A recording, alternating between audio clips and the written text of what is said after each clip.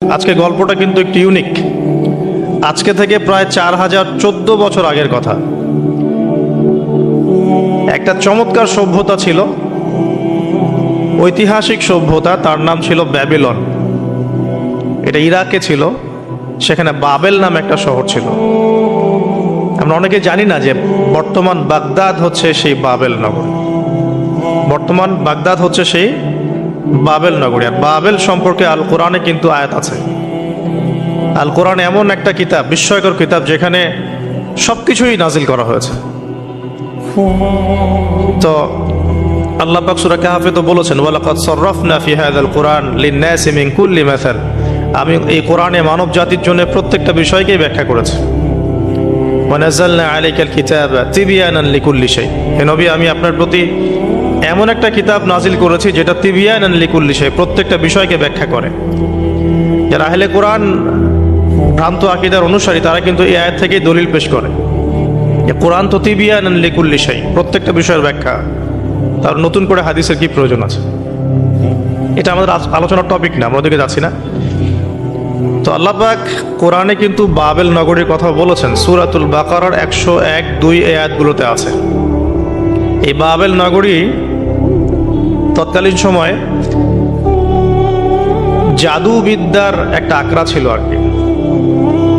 এর আগে আমরা জানি সুলাইমান আলাইহিস সালামের সময় ওই হারুত আর মারুত দুজন ফেরেশতাকে দিয়ে মানুষকে পরীক্ষা করা হয়েছিল।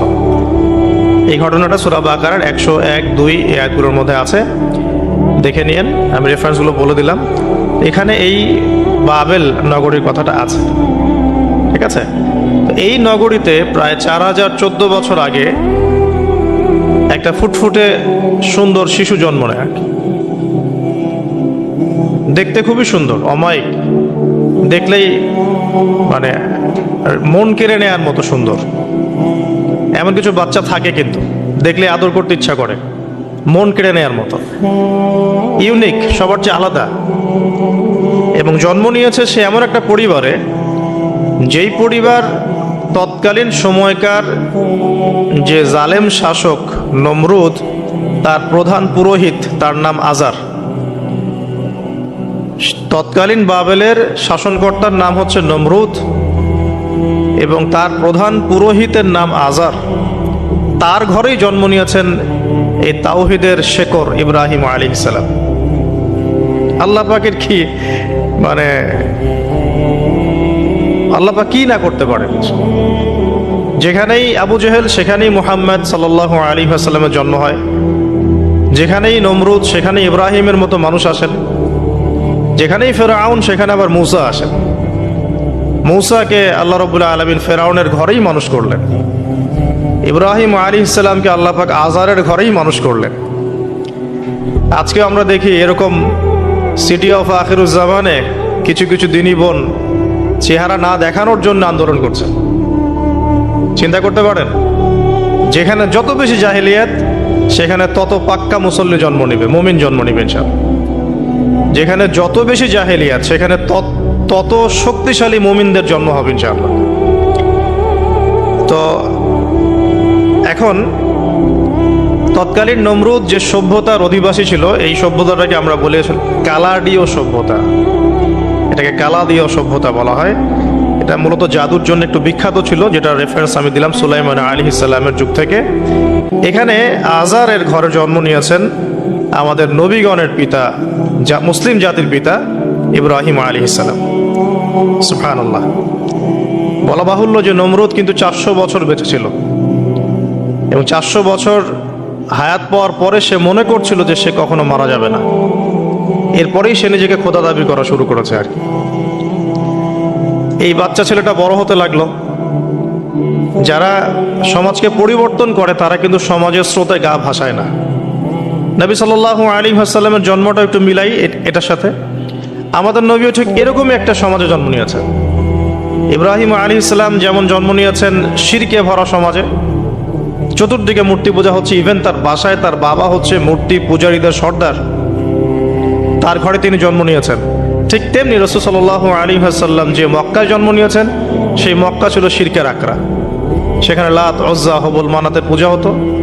সুদ ছিল, জেনা ছিল, ব্যভিচার ছিল, মাদক ছিল, গোত্রীয় হানাহানি ছিল, নারীর অবমাননা ছিল। এরকম আইয়ামে জাহিলিয়াতেও নবী সাল্লাল্লাহু আলাইহি ওয়াসাল্লাম জন্ম নিয়েছেন। নবী সাল্লাল্লাহু আলাইহি ওয়াসাল্লাম, ইব্রাহিম আলাইহিস সালাম, দুজনের চেহারাও একরকম ছিল। দুজনের চেহারার গঠনটাও একরকম ছিল, দেহের গঠনও একরকম ছিল। মেরাজের রাতে নবী সাল্লাল্লাহু আলাইহি ওয়াসাল্লাম দেখে এসেছিলেন যে ইনি কে, যাকে দেখতে হুবহু আমার মতো লাগছে। জিবরাইল আলাইহিস সালাম বলেছেন, ইনি আপনার পিতা ইব্রাহিম আলাইহিস সালাম। সুবহানাল্লাহ। ঠিক তেমনি আমরা খেয়াল করে দেখি যে জীবনের যে চড়াই উতরাই, পারিবারিক জীবন, সামাজিক জীবন, হিজরতের জীবন, দিন প্রতিষ্ঠা ইত্যাদি, প্রত্যেকটা ডিপার্টমেন্টেও ইব্রাহিম আলাইহিস সালাম আর মুহাম্মদ সাল্লাল্লাহু আলাইহি ওয়াসাল্লামের মধ্যে একটা চরম মিল আছে। এটা আমরা আস্তে আস্তে এই গল্পের ভিতরে গেলে বুঝতে পারবো। আর এ কারণেই হয়তোবা আল্লাহ ভালো জানেন, এ কারণেই হয়তোবা আমরা যখন তাশাহুদের পর দরুদ পড়ি, আমরা দরুদের মধ্যে অন্য নবীর নাম নিচ্ছি না, আমরা মুহাম্মদ সাল্লাল্লাহু আলাইহি ওয়াসাল্লামের সাথে ইব্রাহিম আলাইহিস সালামের নাম নিচ্ছি। হতে পারে এটা একটা কারণ, আল্লাহ ভালো জানেন। এখন এরকম পরিবেশে বড় হতে লাগলেন ইব্রাহিম আলাইহিস সালাম। আমি একটু আগে বলেছি, যারা সমাজকে পরিবর্তন করে তারা কখনো সমাজের জাহিলিয়াতের স্রোতে গা ভাসায় না। মুহাম্মদ সাল্লাল্লাহু আলাইহি ওয়াসাল্লাম সমাজ পরিবর্তন করেছেন আইয়ামে জাহিলিয়াতকে মাত্র 23 বছরের ব্যবধানে, কিন্তু তিনি জাহিলিয়াতের সাথে গা ভাসান নাই। তিনি কখনো সুদ খাননি, তিনি কখনো মূর্তি পূজা করেন নাই, তিনি কখনো কোনো অন্যায় গুনাহ করেন নাই, তিনি কখনো মাদকদ্রব্যের কাছেও যান নাই, কিন্তু সমাজটা ছিল এগুলোতে নিমজ্জিত। ঠিক ইব্রাহিম আলাইহিস সালামের ক্ষেত্রেও সেম। তিনি একজন প্রধান পুরোহিতের ঘরে জন্ম নিয়েও কখনো মূর্তির ধার কাছে যান নাই। বরং একটু যখন বড় হচ্ছেন, একটু বড় বলতে ম্যাচিউরড, আমাদের টিকটক প্রজন্মের মতো না, এরা 20-30 বছর হয়ে গেল ম্যাচিউরড হয় না, বুদ্ধি প্রতিবন্ধী, বিকলাঙ্গ। ইভেন ইদানিং আমাদের মেয়েরা ছেলে হচ্ছে আর কি। আমাদের নারীরা এখন পুরুষত্ব দেখাচ্ছে, আমরা পুরুষেরা ফেসবুকে একটা স্ট্যাটাস দিয়ে ক্ষান্ত হয়ে থাকি। এটুকু আমাদের দায়িত্ব উম্মার প্রতি। আর এখানে আমরা দক্ষতা অর্জন করেছি অনেক। আমরা মনে করি আমরা সবাই কিবোর্ড মুজাহিদ, আমরা এটা মনে করি। এটাই যুদ্ধ, এটাই জিহাদ। আর নারীরা মাঠে যুদ্ধ করছে এখন, সম্ভ্রমের জন্য, অধিকারের জন্য ইত্যাদি। ফ্যামিলিস্ট রেভলিউশনের দিকে তাকালেও তাই দেখা যায়। ছেলেরা এখন বেকার হয়ে যাচ্ছে, কিন্তু মেয়েরা স্বাবলম্বী হচ্ছে। তারা দিনদার নয়, এই মেয়েগুলো দিনদার নয়, কিন্তু জীবনে প্রতিষ্ঠিত হওয়ার জন্য লড়ছে, চ্যালেঞ্জ গ্রহণ করেছে। এটা ছেলেদের উচিত ছিল। তা আজারের ঘরে জন্ম নেওয়া সেই ইব্রাহিম কিন্তু চ্যালেঞ্জ গ্রহণকারী একটা ছেলে। সে এখন তার পিতাকে বলছে, কি বলছেন আমরা একটু কোরআনের ভাষা শুনি। আল্লাহ রাব্বুল আলামিন বলেছেন, সূরা মারিয়ামের মধ্যে এসেছে ঘটনাটা 41 থেকে 45 নম্বর আয়াতের মধ্যে। আল্লাহ পাক বলছেন, ওয়াজকুর ফিল কিতাবি ইব্রাহিম বা'দা আউযু বিল্লাহি মিনাশ শাইতানির রাজীম। হে নবী মুহাম্মদ সাল্লাল্লাহু আলাইহি ওয়াসাল্লাম, আপনি এই কিতাবে ইব্রাহিমের ঘটনা বর্ণনা করুন। ইয ক্বালা লিআবিহি, যখন ইব্রাহিম তার বাবাকে বললেন, তার বাবা মানে আজারকে বললেন, ইয়া আবাতি, হে আমার বাবা, লিমা তা'বুদু, তুমি কেন ইবাদত করো এমন সত্তার, মা লা ইয়াসমাউ, যে শুনতে পারে না, ওয়ালা ইউবসিরু, দেখতেও পারে না, ওয়ালা ইউগনি আনকা শাইআ, তোমার কোনো উপকার করতে পারে না। একটা ছেলে যার বয়স হবে 15 থেকে 20 হয়তো বা হাইয়েস্ট, তার কাছে কি এমন জ্ঞান আসলো যে সে তার বাবাকে এখন চ্যালেঞ্জ করছে। তার জ্ঞানতাত্ত্বিক যুদ্ধ শুরু হলো, আদর্শিক যুদ্ধ শুরু হলো বাবার সাথে। হে আমার বাবা, আপনি কেন এমন সত্তার ইবাদত করছেন যে শুনতেও পারে না? অসারতা দেখিয়ে দেওয়া হচ্ছে চোখে আঙ্গুল দিয়ে, দেখতেও পারে না, আপনার তো কোনো উপকারও করতে পারে না, কোনো ক্ষতিও করতে পারে না। ওয়ালাম ইউগনি আনকা শাইআ, ইয়া আবাতি, হে আমার বাবা, ইয়া আবাতি ইন্নী আখাফু আন ইয়ামাসসাকা আযাবু মিনার রাহমানি ফাতাকুনা লিশ-শাইতানি ওয়ালিয়া। হে আমার বাবা, আমি ভয় পাচ্ছি যে আপনার উপরে না আবার আল্লাহ পাকের গজব নেমে আসে এবং আপনি শয়তানের ওলি না হয়ে যান। ওলি মানে কি? বন্ধু, বন্ধু, শয়তানের বন্ধু না হয়ে যান। ইয়া আবাতি ইন্নী ক্বাদ জাআনি মিনাল ইলম মা লাম ইয়াতিকা ফাত্তাবি'নি আহদিকা সিরাতান সাওয়িয়া। কি চমৎকার কথা! ছোট্ট ছেলেটা বলছে, হে আমার বাবা, আমার কাছে একটা জ্ঞান আসছে, জ্ঞান, আমার কাছে একটা জ্ঞান এসেছে যেটা তোমার কাছে আসে নাই। ফাত্তাবি'নি, তুমি আমার অনুসরণ করো। আহদিকা, আমি তোমাকে পথ দেখাবো। সিরাতান সাওয়িয়া, সহজ সরল পথ দেখাবো তোমাকে। সন্তান বাবাকে নসিহত করছে। দেখুন, সন্তান বলছে আমার কাছে এমন জ্ঞান এসেছে বাবা, যেটা তোমার কাছে আসে নাই। তুমি আমাকে ফলো করো, আমার অনুসরণ করো, আমি তোমাকে পথ দেখাবো। Ego problem, ego. আজকেও যখন কম বয়সী কোনো মানুষ বেশি বয়সের কাউকে দাওয়াত দিতে যাবে, এরকম প্রবলেম ফেস করতে হবে। তার বাবা কি বললো, কেন ফেস করতে হবে, আল্লাহ পাক সেটা বলেছেন সূরা বাকারা। এটা এই সূরাটা সূরা বাকারায় বলেছেন, ওয়া ইযা কিলা লাহু ইত্তাকিল্লাহ। কিছু মানুষ আছে যাদেরকে যদি বলা হয় আল্লাহকে ভয় করুন, আখাযাতহুল ইজ্জাতু বিল ইসম, তাদের প্রেস্টিজে লাগে। এক কথায় কি, প্রেস্টিজে লাগে, প্রেস্টিজ নষ্ট হয়। আখাযাতহুল ইজ্জাতু বিল ইসম ফাহাসবুহু জাহান্নাম, আল্লাহ বলেন ওর জন্য জাহান্নামই যথেষ্ট। তো এখনকার সমাজে প্রবলেমটা আপনারা ফেস করবেন। যদি আপনার বয়স কম হয়, আপনার কাছে অনেক জ্ঞান থাকলেও মানুষ সমাজের নিতে যাবে না। আপনি ক্রিপ্টোকারেন্সি নিয়ে কথা বলছেন, এক শ্রেণী ধর্মনেতাই আপনার পিছনে লেগে যাবে। আপনি ইসলামিক রেভলিউশন নিয়ে কথা বলবেন, ইসলাম এস্টাবলিশমেন্ট নিয়ে কথা বলবেন, ইউনিটি নিয়ে কথা বলবেন, উম্মার করণীয় নিয়ে কথা বলবেন। আপনি এই বয়সে, এত ছোট বয়সে আপনি উম্মার প্রবলেমসগুলো ফাইন্ড আউট করে সেগুলো সলিউশন নিয়ে কথা বলবেন, এত বড় সাহস আপনার? এটাই প্রবলেম। অথচ চমৎকার একটা বিষয়, আমাদের সমাজে এগুলো দেখা যায়, অন্য কোথাও দেখা যায় না। কোনো ড্রাইভারকে জিজ্ঞাসা করবেন, কোনো ড্রাইভারকে জিজ্ঞাসা করবেন, তার স্কিল সম্পর্কে জিজ্ঞাসা করবেন যে আপনার স্কিল কেমন। একটা অ্যান্সার দিবে সে, আমি 10 বছর থেকে চালাই, বা 15 বছর থেকে চালাই, আমি 27 বছর থেকে গাড়ি চালাই। মানে তার এই বয়সটাই হচ্ছে স্কিলের মানে দলিল, সার্টিফিকেট। এখন এরকম চলছে দিনী অঙ্গনেও।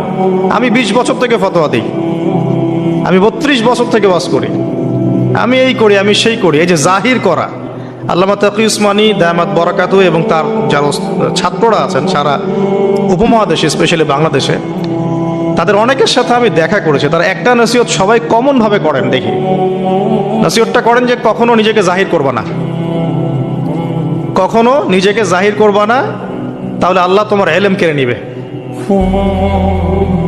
আর আমরা এখন দিনী অঙ্গনে জাহির করার জন্য ব্যস্ত। আমি এত বছর থেকে এটা করি, আমি অত বছর থেকে করি, অথচ এটা কোনো দলিল নয়, এটা কোনো সার্টিফিকেট নয়। এত বছর থেকে বলার পরেও ভুল হতে পারে, যেটা ভুল হবে সেটা শুধরে নিতে হবে। আর নবী সাল্লাল্লাহু আলাইহি ওয়াসাল্লাম যায়েদ বিন হারেসা রাদিয়াল্লাহু আনহুকে একটা কাফেলার সেনাপতির দায়িত্ব দিয়েছিলেন যখন তার বয়স মাত্র 17 বছর। কত বছর? 17 বছর বয়সী একজন তরুণ সাহাবী যায়েদ ইবনে হারেসা রাদিয়াল্লাহু আনহু, তিনি নেতৃত্ব দিচ্ছেন এমন সাহাবীদের যে সাহাবীরা তার চেয়ে বয়সে অনেক বড়।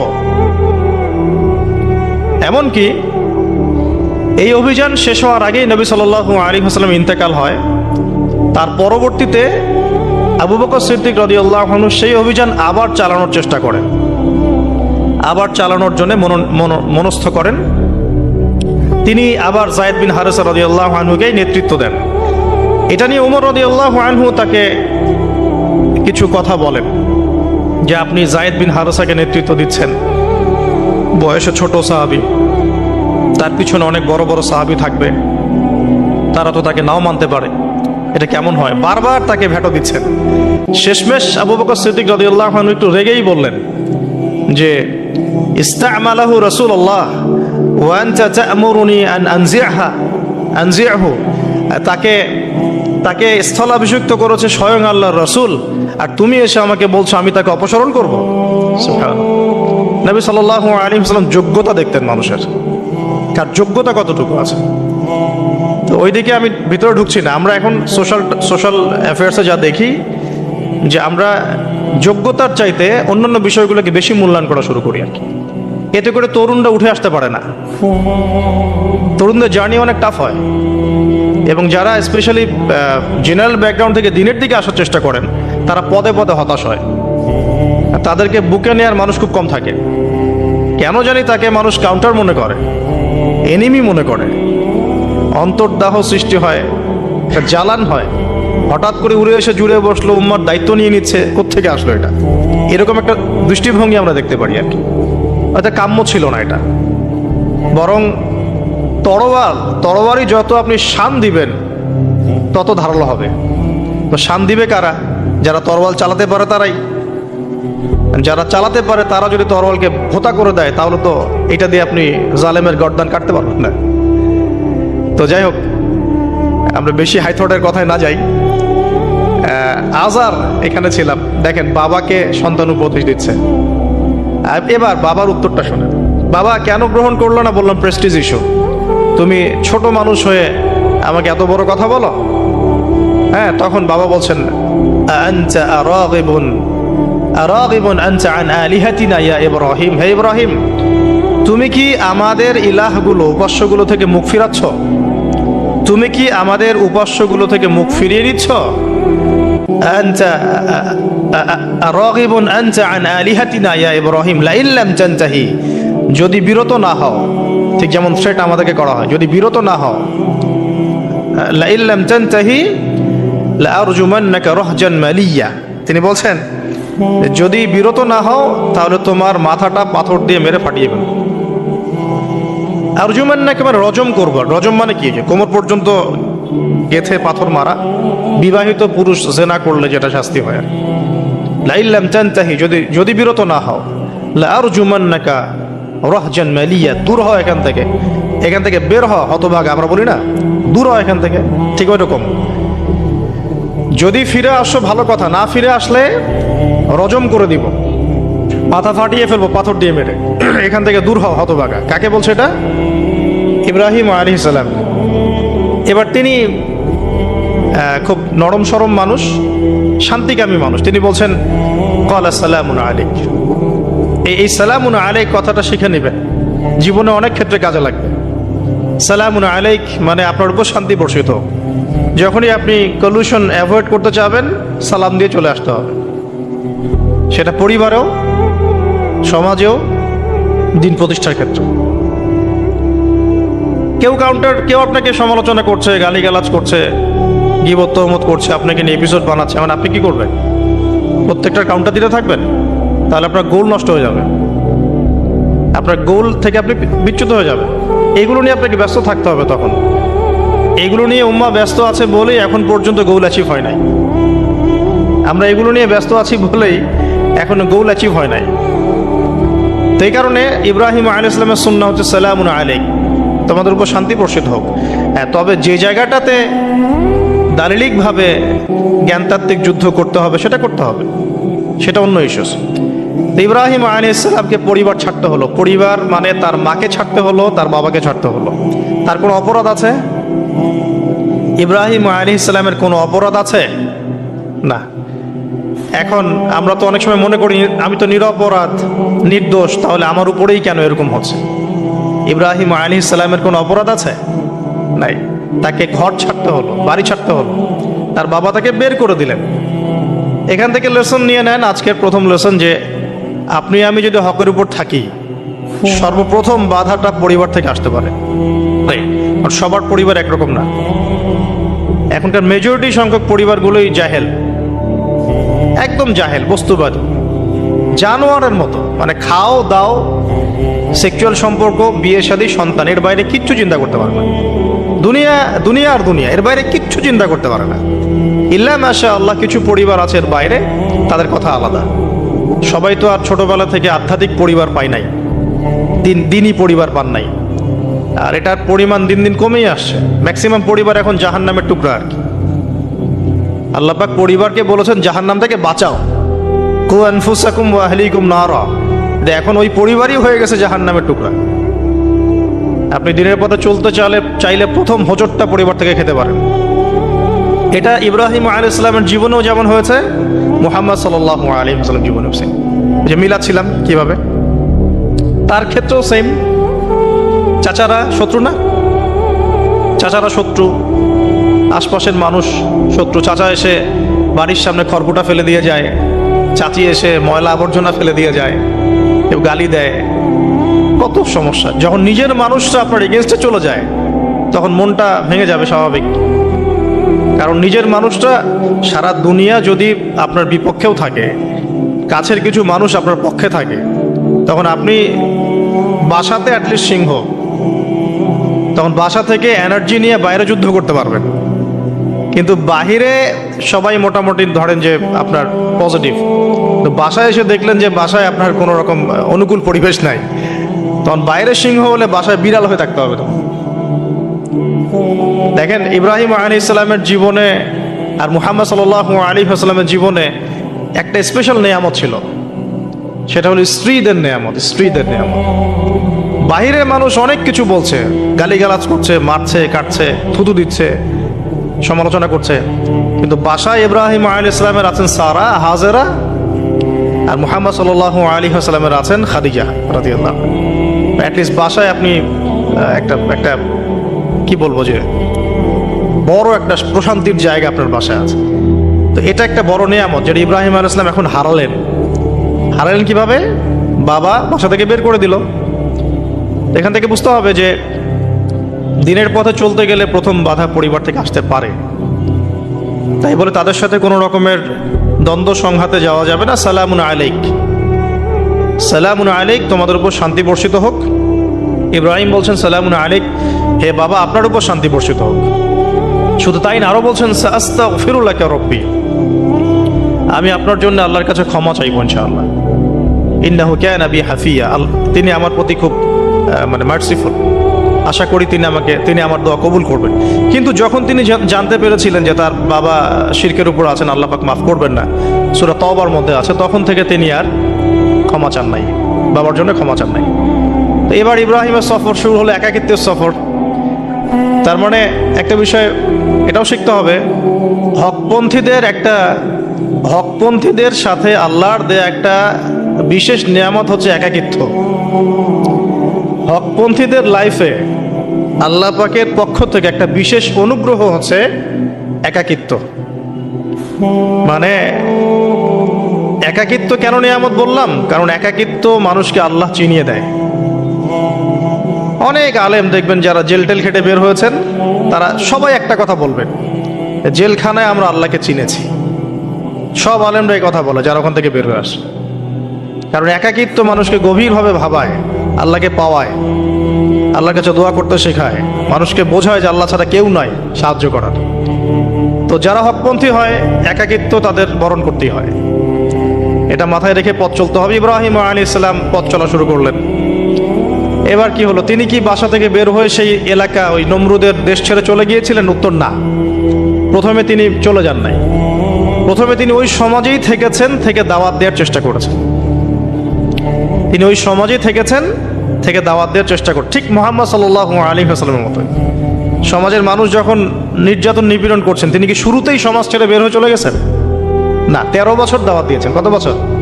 13 বছর। তো ইব্রাহিম আলাইহিস সালাম সমাজের মানুষকে দাওয়াত দেন। কিভাবে দেন? কোরআনে এভাবে ভাষা আসছে। আমি সূরাগুলোর নাম বলে দিই, আপনারা একটু চেক করে নিয়েন।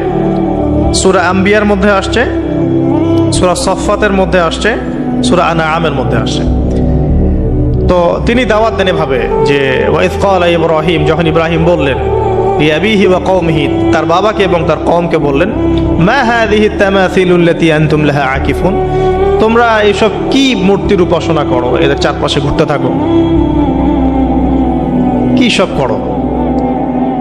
তো তারা বলে যে নাহনু বাল ওয়াজাদনা আবাআনা কাযালিকা ইয়াফআলুন, আমরা আমাদের বাপ দাদাদেরকে দেখেছি এইভাবেই করতে। তাদের রেফারেন্স কিন্তু এটাই ছিল। কোনো দালিলিক জ্ঞানতাত্ত্বিক যুক্তি বিজ্ঞান দর্শন এখানে নাই। দর্শন এখানে কি ফিলোসফিটা কি? বাপ দাদাদেরকে দেখেছি করছে।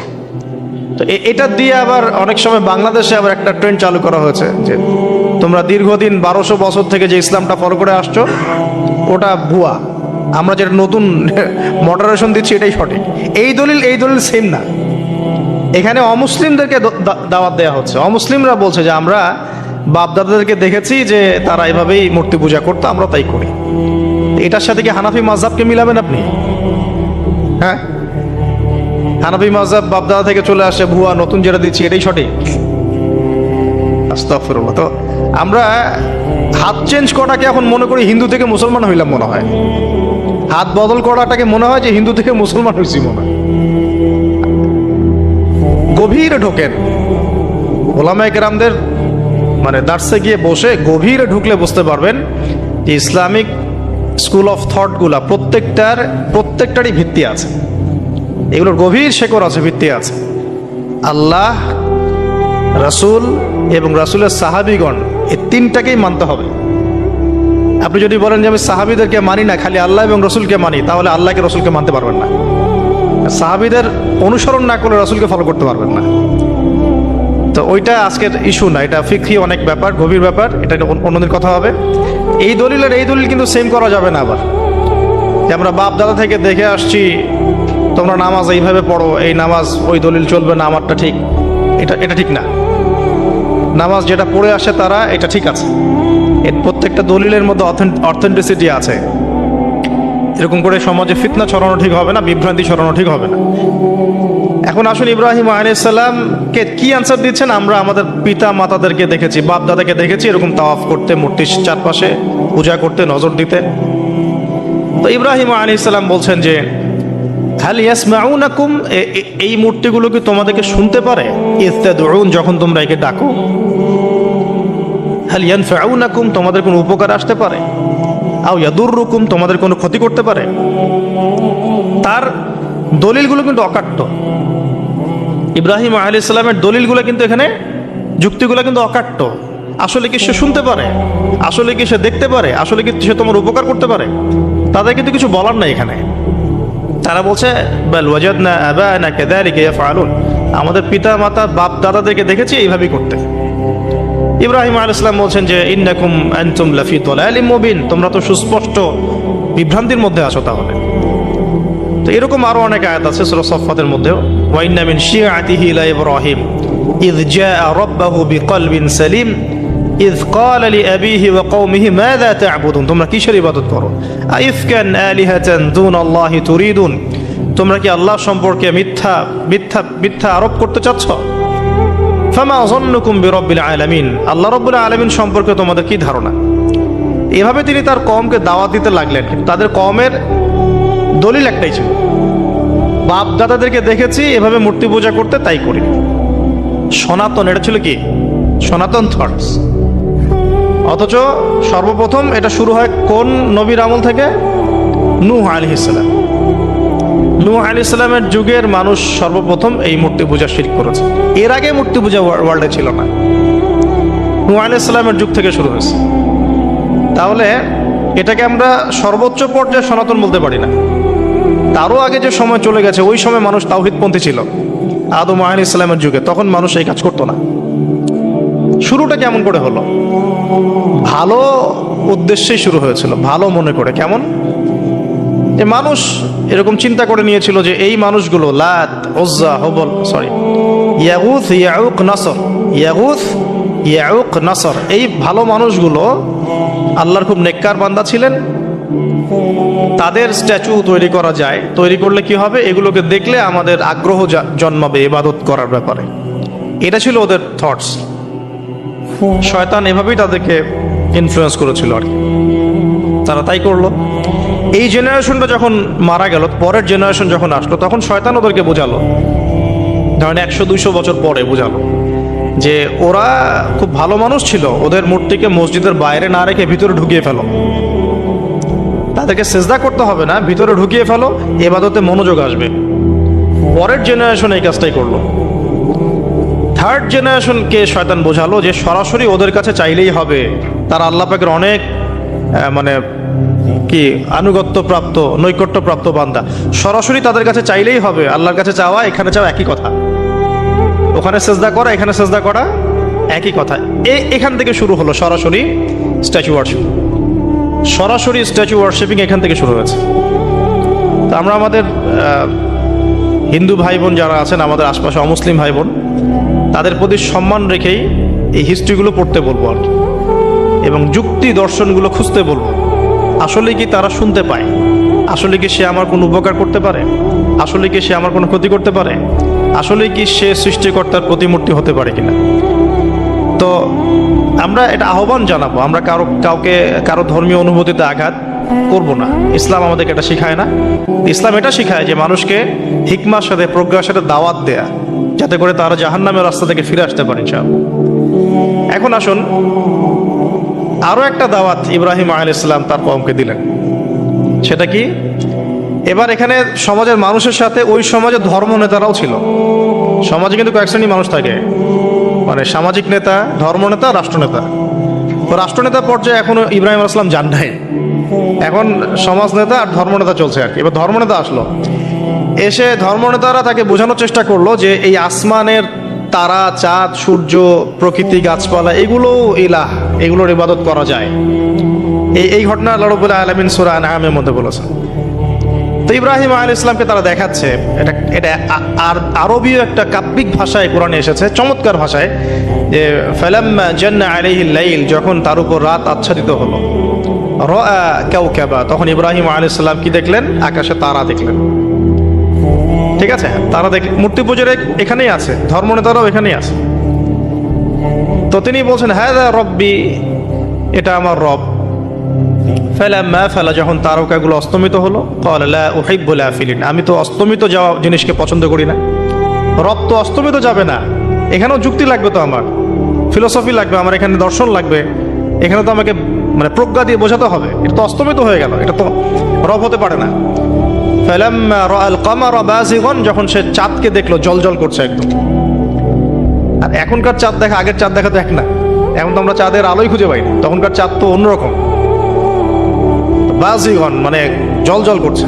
তখন তিনি বললেন হাযা রব্বি, এটা আমার রব। তখন ফালাম্মা ফালা, যখন এটাও অস্তমিত হয়ে গেল, তিনি বলছেন লাইল্লাম ইয়াহদিয়ানি রব্বি লাকুনান্না মিনাল কওমিদ দাল্লিন, আল্লাহ যদি আমাকে হেদায়েত না দেন তাহলে আমি এই দল্লিনদের অন্তর্ভুক্ত হয়ে যাব। ইব্রাহিম আলাইহিস সালাম বলছেন ফালাম্মা রাআ শামসা বাযিগাতান, যখন এবার সূর্যকে দেখলেন দিনের বেলা, এটা তো আরো বড়। হাযা রব্বি হাযা আকবার, এটা আমার রব, এটা সবচেয়ে বড়। হাযা আকবার, এটা সবচেয়ে বড়। ফালাম্মা আফালাত, এটা যখন অস্তমিত হয়ে গেল, তখন তিনি বলছেন এই কথাটা যে ইয়া কওমি ইন্নী বারিউম মিম্মা তুশরিকুন, হে আমার কওম, তোমরা যেগুলোকে দিয়ে আল্লাহর সাথে শরিক করছো, এখান থেকে আমি আমার চেহারাকে ফিরিয়ে নিলাম। সুবহানাল্লাহ। তখন তিনি এই কথাটা বলেন ইন্নী ওয়াজ্জাহতু ওয়াজহিয়া লিল্লাযী ফাতারাস সামাওয়াতি ওয়াল আরদা হানিফা ওয়া মা আনা মিনাল মুশরিকিন, আমি আমার চেহারাকে ফিরিয়ে নিচ্ছি এই আসমান সমূহ এবং জমিনের সৃষ্টিকর্তার দিকে, এবং আমি মুশরিকদের অন্তর্ভুক্ত নই। ইন্না সলাতি ওয়া নুসুকি ওয়া মাহইয়ায়া ওয়া মামাতি লিল্লাহি রাব্বিল আলামিন, আমার সালাত, আমার কুরবানি, আমার স্যাক্রিফাইস, আমার জীবন, আমার ফুল লাইফ, আমার মৃত্যু সবকিছু কার জন্য? জগৎসমূহের প্রতিপালক আল্লাহর জন্য। লা শারীকা লাহু, তার কোনো শরীক নাই। ওয়া বিযালিকা উমিরতু, এই একনিষ্ঠভাবে তার ইবাদত করার জন্যই আমি আদিষ্ট হয়েছি। ওয়া বিযালিকা উমিরতু ওয়া আনা মিনাল মুসলিমিন, এবং আমি মুসলিমদের অন্তর্ভুক্ত। এই শুরু হলো এবার পুরো স্পষ্টভাবে তাওহীদের ঘোষণা দেয়া।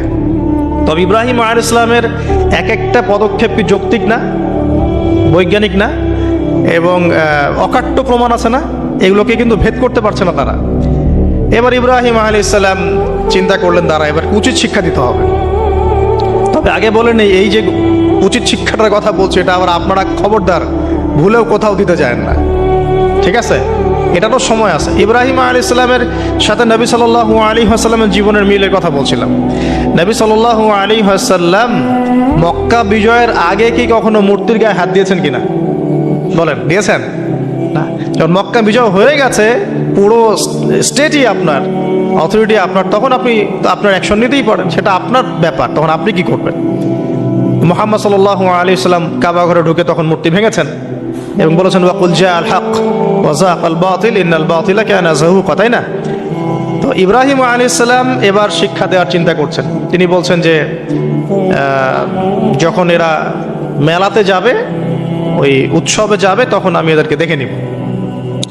এটা কুরআন চমৎকারভাবে বলেছে যে إذ قال لأبيه وقومه ماذا تعبدون إفكا آلهة دون الله تريدون فما ظنكم برب العالمين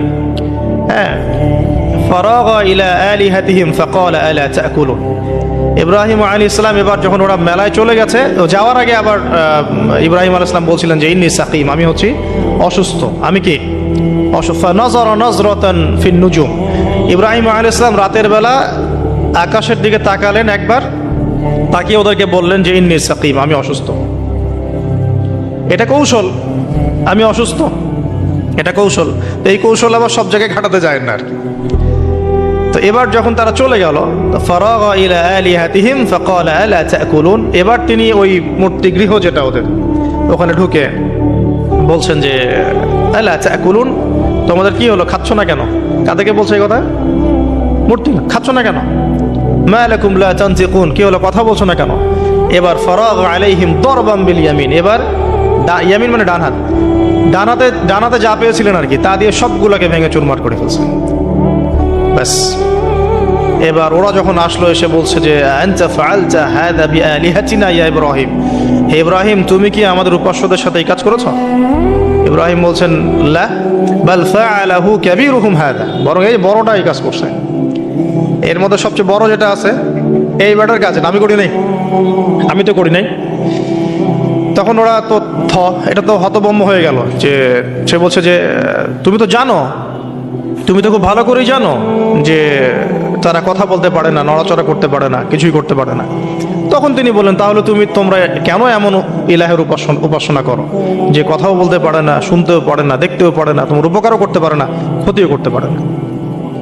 কিন্তু এবারও কিন্তু যুক্তি নাই, কোনো তাদের কাছে কোনো দলিল নাই, কোনো প্রমাণ নাই, কোনো যুক্তি দর্শন কিচ্ছু নাই। এবার শুরু হলো জুলুম। জালেমের কাজ কি? যুক্তি, জ্ঞান, দর্শন, বিজ্ঞান এগুলো দিয়ে যখন পরাস্ত, এগুলো দিয়ে পারছি না, এবার পেশি শক্তি। এবার কি? পেশি শক্তি। ব্যাস, এবার পেশি শক্তি।